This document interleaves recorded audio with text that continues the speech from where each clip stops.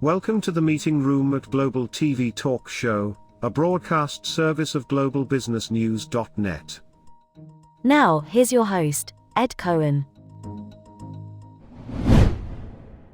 Hi, this is Ed Cohen, your broadcast host on Global TV Talk Show, coming to you live from Mumbai, India, and San Diego, California. So as you could tell, it's 5:30 in the morning here and about 7:30 or 8 p.m. Over there. And here we are, crossing borders, crossing cultures, crossing space, crossing time, and collapsing. And here we are in this moment. Our special guest is REENA BHATIA, and she has been a professional manager involved with talent management, global mobility things, everything from payroll and tax to management and selection and taking care of people. And so, hello, REENA, welcome. A very good morning, Edwin. Hope everyone is doing really good and safe at home. Well, Yes. thank you. Thanks a lot for a lovely introduction. I'm really happy to be introduced to your talk show. And from my end, I am bringing a whole world of new experiences and a really exciting, you can say, mobility world. And I'm really glad to let you know what all I do from a mobility perspective, as well as a professional, a talent professional. I'm into global workforce management. So here I am on your talk show. Happy to talk to you. Yeah, thank you. And our audience is business to business, about 95 to 98%, according to Google Analytics. Of course, they measure stuff.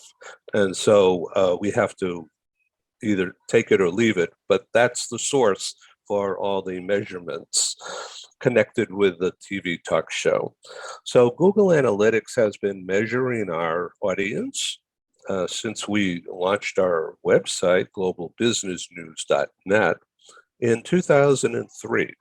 And they say that we have had, in total, over 1.2 million what they call audience page views from over 100 countries. And so including India, of course, but it's been a fast growth audience build for me in the last year and a half. Prior to that, there's just been minimum exposure.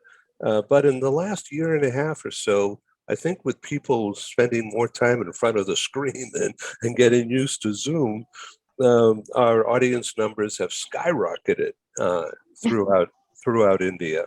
And so we're doubling down and want to have more professionals like you come to speak to the world on Global TV Talk Show. So what we've had since we began this series of TV talk shows in 2020, spring of 2020, that replaced our live conference business, which I had been running for 24 years. And all of a sudden, Wow. crash. So we've decided, okay, now what? So let's become a TV host. And Awesome. so we've learned how to do this kind of thing. And so Google has tracked 148,000 audience page views since spring of 2020. And just this past month, they say we've had 6,500 audience page views, which is the highest ever. Awesome. In a That's single really period. great. I would like to congratulate you, Edwin, for Well, this. What a thank you. mass coverage you've done. Awesome. Yeah, well, it's because of quality people like you willing to share some information and time. So people are coming to our Global TV network to click and learn, because this is a great learning tool if it's used properly. So let's talk about you and your job. I understand we have some restrictions, but that's okay. So the people that you are managing for the organization are mostly in India now, or are they everywhere?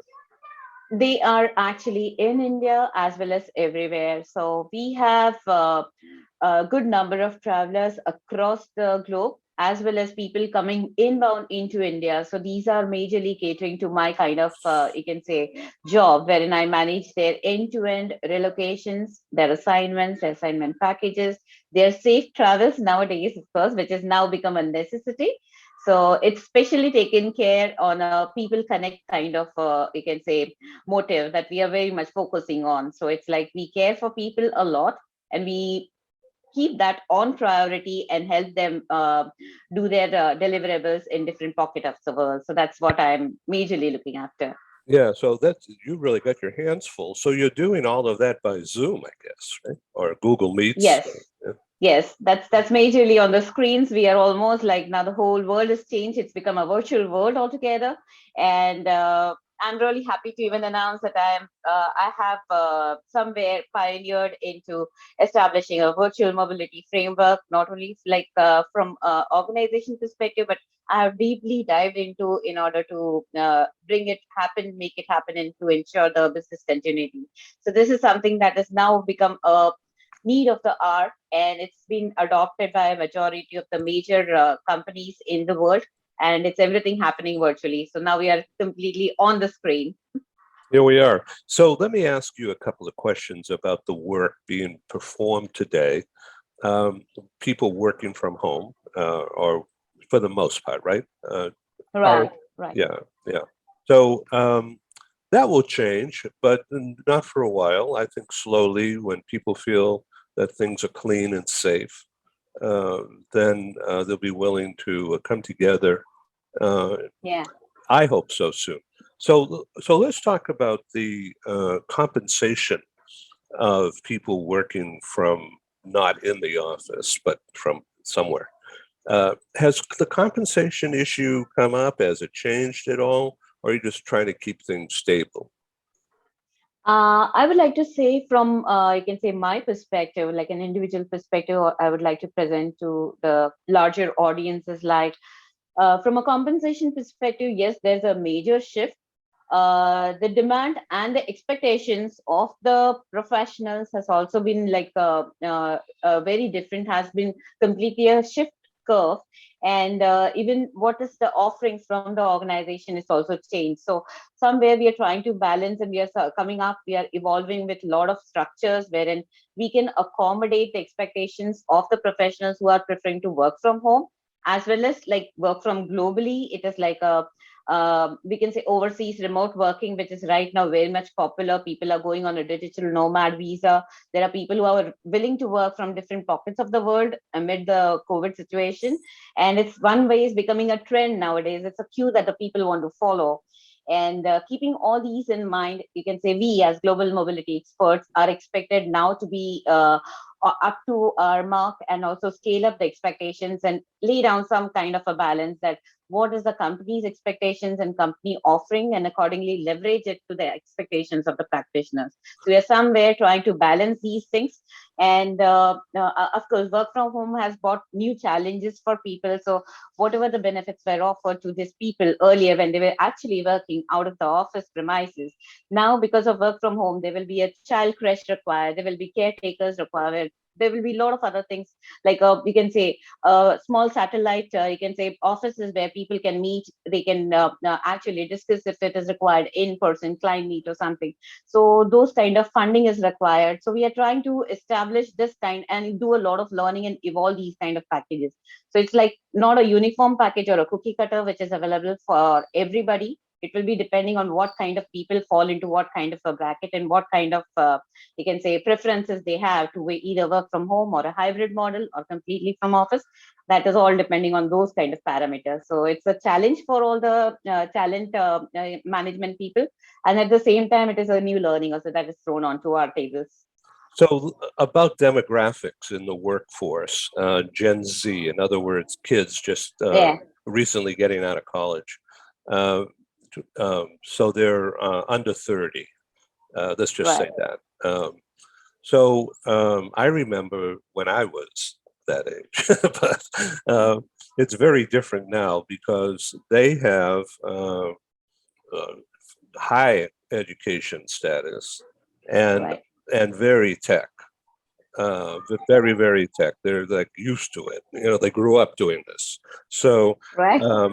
so they are very adaptable to working from anywhere and very True. productive. And they're going to work at 5 o'clock in the morning, just like me.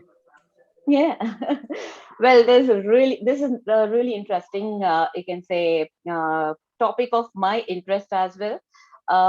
What we are looking forward is like from a Gen Z perspective or a Gen Alpha perspective.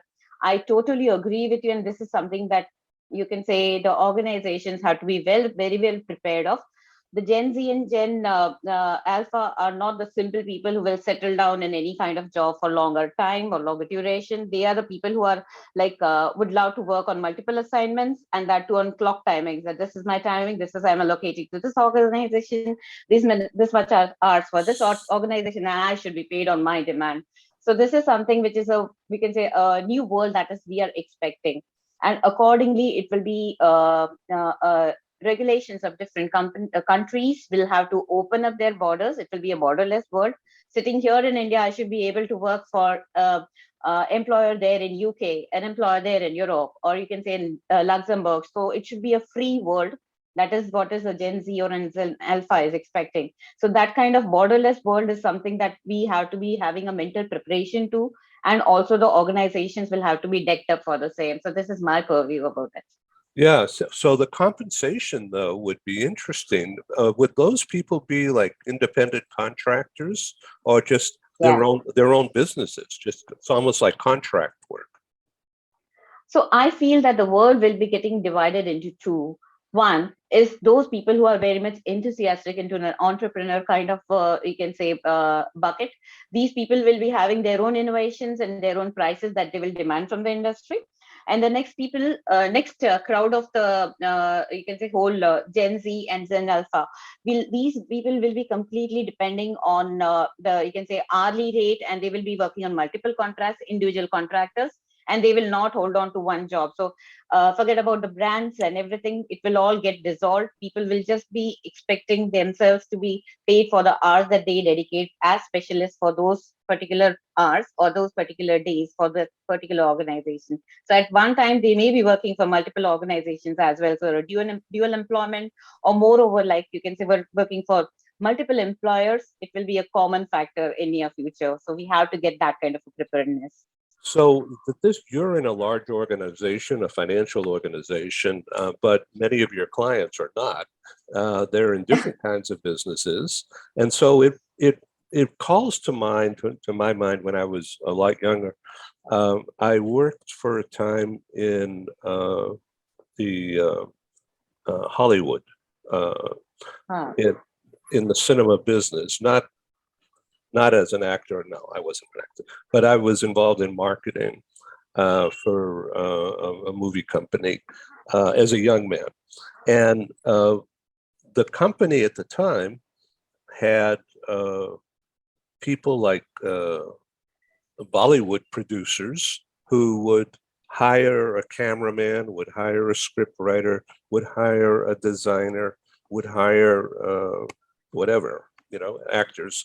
And they'd all work for a period of time under a contract to do a certain project and then gone.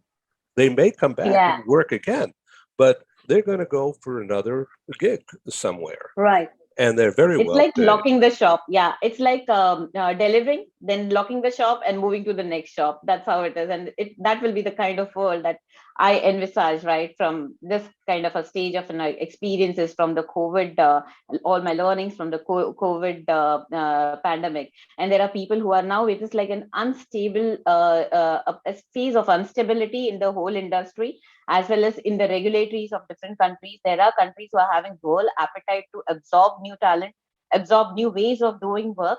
And this is shortly expected to come. Like it will be breaking in the new world, saying that, okay, it's a virtual world and people are working multiple contracts. This is very common. We will find that very, very, very, very soon in the near future. That's what I can say.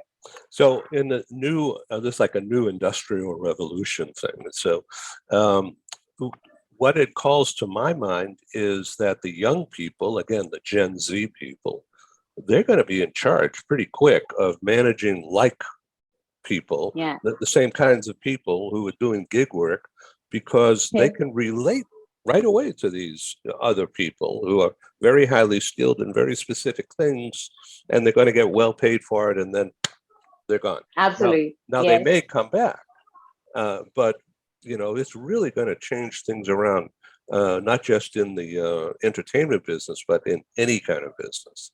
Yes. Yes. I mean, That's that kind of auto manufacturing, no, that won't happen. But right. in a lot of other businesses, I see that. Totally agree with you, Edwin, what you say. And this is something that we are having that kind of a gut. There are a lot of surveys that are happening. Mercer survey, an Airing survey, a Bal Global survey. These surveys are really talking about the same, that now the world is going to change completely. And those talent brokers, we are actually talent managers, or you can say we are talent brokers. How we are able to how we are able to break these contracts is completely left up to our skills, and how we are going to manage and leverage these things. So I call that we are talent brokers now. So it's global talent brokers who are having major role to play in these kind of contracts, and it's a challenging world for us. And this leads into diversity, diversity of people of all kinds, and across time, across borders, across cultures. They just want to get Right. the best talent. Absolutely. It will be one word, one talent, I can say. And there are already organizations like a GitLab. There are organizations like a Automatic. Automatic is paying one single salary, be it you are in a high cost country or you are in a low cost country. They have global workforce, and they already have people onboarded. They are working very nicely in the virtual world. Likewise, even GitLab is also a pioneer who has actually extended their employee strength to like a 10,000 people. They are all working completely on desktops. They are having no brick and mortar offices across the world, but they are still working under one roof, though they do not have their own presence in these countries. So it's very popular now, and this is going to become more popular. Those brands who do not adhere to this or who do not adjust to this model are definitely going to be wiped off. So we better be prepared for the same. We are pleased to welcome Adamo Education as a proud sponsor of Global TV Talk Show. The concept of a micro school is the reimagining of the one-room schoolhouse. My name is Tamara Becker. I'm the president and CEO of Adamo Education. The micro school concept really does not just lend itself to the personalization and the customization of learning, but also the social development and fostering that sense of love for learning. Unlike what we see in traditional brick and mortar schools, we have multiple grade levels in the same learning space. Students can be enriched by the socialization that they get, as well as the academic support from peers. What differentiates Adamo is the fact that we are taking the best pieces of brick and mortar, of digital, and then at-home learning. Students here can come 5 days a week. They can come 4 hours a day. It will really just depend on what is best for the student and for the parent. To enroll, just reach out via phone, text, or email, and we'll have that personalized conversation, and we'll be able to get you all set. Check us out at adamoeducation.org.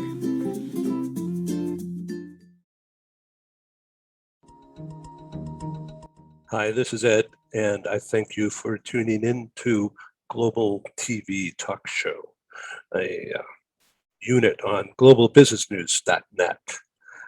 We broadcast to the world, as you know by now. So I wanted to make sure that you understand that our programs are advertising supported. We're grateful for co-sponsors, advertisers. They have a marketing budget, coupled with a strong desire to be associated with our top quality program. And of course, I'm grateful. Thank you. So for the next few minutes, you're going to see some commercials. It's mostly very low key, and our prices are very reasonable. Our exposure for the advertisers go 12 months and beyond. Some of our advertisers have been with us since March, April of 2020. And Google Analytics has tracked over 125,000 what they call audience page views, which means you looking at this page, that's a page view. Now, if you happen to go to one of our other shows or to our radio broadcasts or to our newspaper or magazine, those become additional page views as measured by Google Analytics. And so when they say 125,000 since spring of 2020 up through Labor Day, a month ago, that's pretty good numbers. And the past 30 days, Google Analytics has measured just under 6,000 audience page views. And that, according to them, is a 42% increase in audience participation over the month of August. So thank you very much. Well, here's our advertisers, and we'll be back in just a couple of minutes or so, and we'll proceed with this interesting conversation. Thank you. This episode from the meeting room of Global TV Talk Show is brought to you by The Bridge School, the accredited international online private school of choice, at bridgek12.org. Porch Light Rental and Destination Services. Reduce your renter lump sum or managed relocation costs. Visit them at porchlightrental.com. And by airs.com. With our full range of services, we can help design and manage your international relocation. Find us at airs.com. Primestone Partners, featuring corporate, government, and developer housing solutions, as well as senior-level advisory services. Find them at primestonepartners.com. And by International Auto Source. We are the vehicle experts for expats, featuring all major brands of automobiles with flexible solutions and financing. On the web at intlauto.com. Become a global player in your field. Cross Culture to Go provides virtual support for your global business and career success. We can help you thrive in 140 plus countries and markets. On the web at crossculturetogo.com.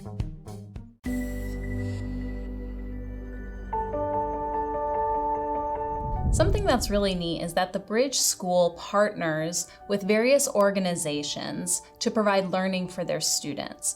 For example, we partner with a major ballet company, and we are able to enroll several of their students into our school. So now not only is the student able to participate in a school and have a seamless transition while they're very active in their ballet career, but now they have other dancers that are with them that are doing some of the same courses. So it's almost becoming a camaraderie where they're taking similar courses, they're working together on their ballet, and really being able to form this great partnership with these organizations to provide a needed service.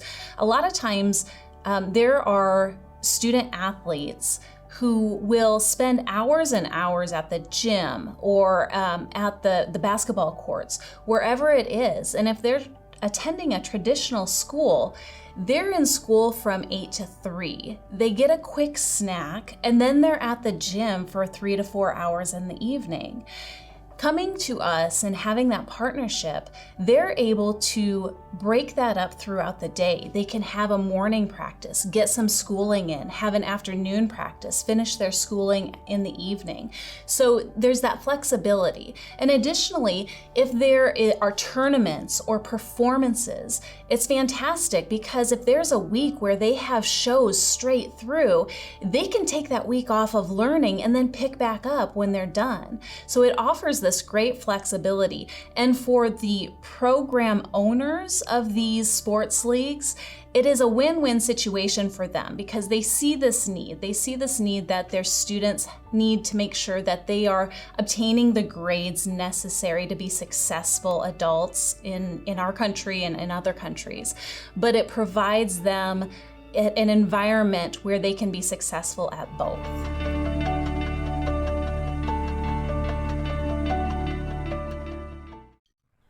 Hi, I'm Sergey Gorbatov.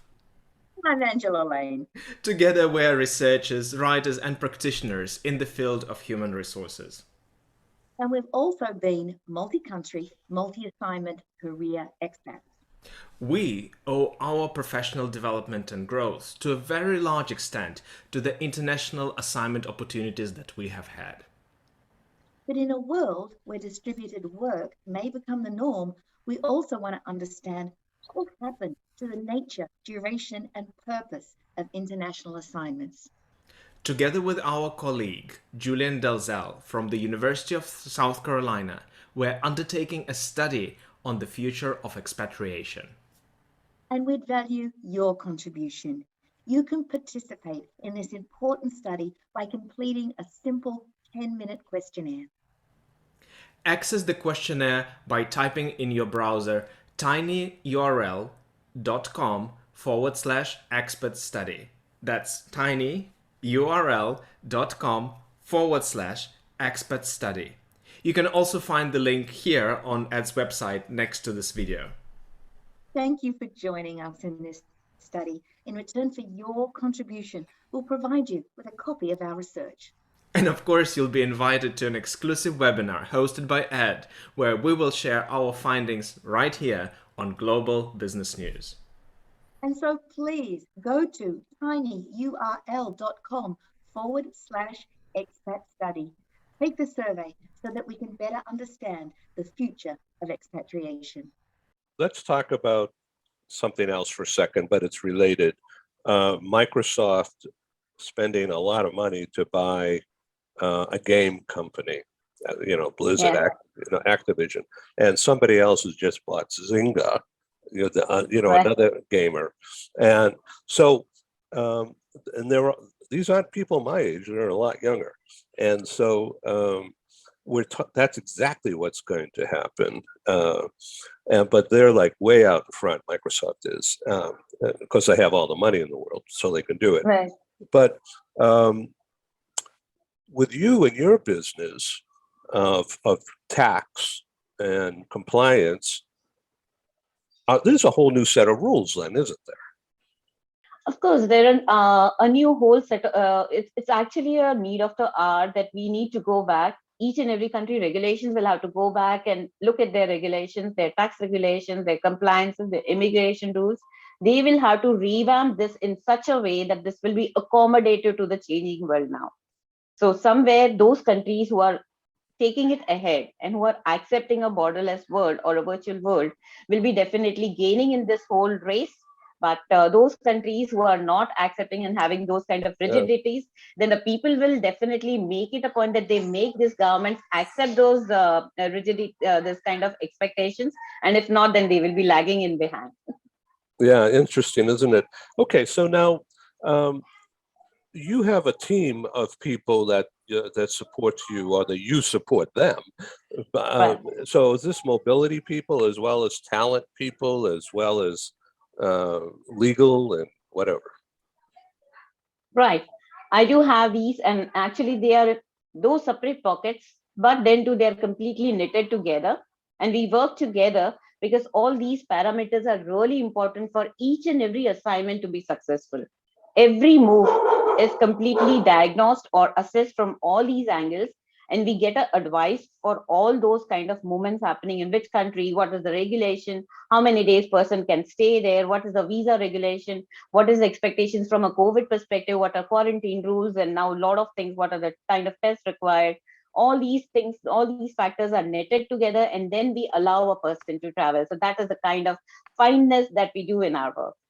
So we have a few minutes remaining, and I want to be sure that you're comfortable with what we're doing here in this talk show. So Sure. what do you want to ask me? What would you like to summarize with? Oh, that's really wonderful. If you're asking me this, I would like to pass over a global message through your talk show that all those talent brokers or talent managers there on different in the different pockets of the world need to realize that there are a lot of new waves coming and expecting new expectations being set. There are new expectations from a corporate side, new expectations from the professional side. All these are coming as a new challenge to us, and we are supposed to be doing new deep study about it and definitely establish some kind of, you can say, flexible models wherein people can deliver and countries can definitely move ahead on the development side. So that's my So, message that I would like to deliver. yeah, so some organizations like Mercer comes to mind, and Olivier Meyer. You may read him sometimes on LinkedIn. He's a very smart guy. Um, Yeah. so he just published something about this just the other day, and we're publishing it in our Global Times newspaper Yeah, now. I read that. That's Yeah, quite interesting. His study is quite interesting. really, I do. really, it's so smart for them to get the word out like that. They're so honest rather than keeping it private. They're Very true. putting it out through me and other media. So that's really interesting. And the way they describe the different approaches, he's naming the different kinds of mobility that Right. people have to think about. And we won't get into that right now, but at another time. So uh, your organization has been in business a very long time and is well True. known and huge. It's very big worldwide. So uh, there are different rules for different countries, right, and different industries. So it all has to Right. be managed. And I would assume that you have your hands full of trying to keep things together and keep people, all the different stakeholders Right. communicating. Right. Yes. That's very important. We have different stakeholders communicating. And in fact, it's an expectation out of each and every talent manager who is in this kind of a profile to be completely up to date of whatever minutest changes happening across the globe. So you can just imagine if there's a country expert who knows everything and anything about India, what would be a global talent manager expected to be decked up with, what kind of knowledge and in-depth understanding about the global regulations. It's really a difficult thing, but not I cannot say it's not possible, and that's why we bring this kind of experience of almost like 18 years been doing studies, and it's always like learning. Every time it's a learning, on every step it's a learning. So that kind of openness, open-mindedness is very much important, and that's how we learn from each other. So we are working in collaboration with all these stakeholders and across the globe also. So it's not only like my organization, but beyond organizations, we have expert groups that we are a part of, and we keep on interacting. So I own three, you can say, WhatsApp groups, and secondly, also some LinkedIn groups wherein we interact with these experts to get some kind of an opinion if we are trying something new in the industry. Well, we want to be sure they all get this program when it's ready Yeah. for public viewing. It'll be a few days. I'll send it to you and you can redistribute it if you want. We'll be doing that too. So, and I thank you for coming on our broadcast February 1st, Global Voices for Change. And we're going to go into that approach with you during that program. That will be a worldwide audience. And Wow. I think I will be honored to be there. well, And I'm honored to have you. awesome. All right. Well, Thanks a lot for this thank invitation. you, REENA Bhatia in Mumbai, and I look Thank forward you. to personally coming live in person, and we'll Sure. shake hands. Yeah. Sure. I'll be there to welcome you in my country. Definitely. I'll be really glad to welcome you. Thank you so much. Thanks for this opportunity. Thank you. Have a nice Namaste. weekend. Yeah, namaste. Bye-bye. Bye-bye. Cheers. Thank you for joining us in the meeting room at Global TV Talk Show. Have a wonderful day, and stay safe.